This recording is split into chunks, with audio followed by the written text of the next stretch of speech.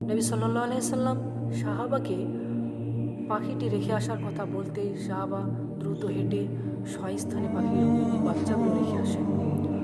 হজরতে আবু হুরায়রা রাদিয়াল্লাহু তাআলা আনহু বলেন, আমি নবী করিম সাল্লাল্লাহু আলাইহি সাল্লামকে বলতে শুনেছি, হতভাগ্য খারাপ প্রকৃতির লোকের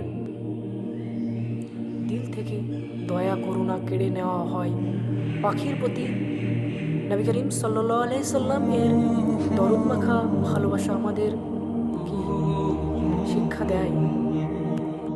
পরিশেষে বলা যায়, ইদানিং বিশ্বব্যাপী পাখিপ্রেমীদের কর্মকাণ্ড নিরীহ এই জীবটির প্রতি মানুষের অনুরাগ বৃদ্ধিতে যথেষ্ট ভূমিকা রাখছে। পাখিদের প্রতি জনসাধারণের সচেতনতা বৃদ্ধির সঙ্গে সঙ্গে এদের বংশবৃদ্ধি এবং সংরক্ষণে সরকার পদক্ষেপ গ্রহণ একান্ত প্রয়োজন। পাখিদের জন্য অভয়ারণ্য সৃষ্টি করে এদের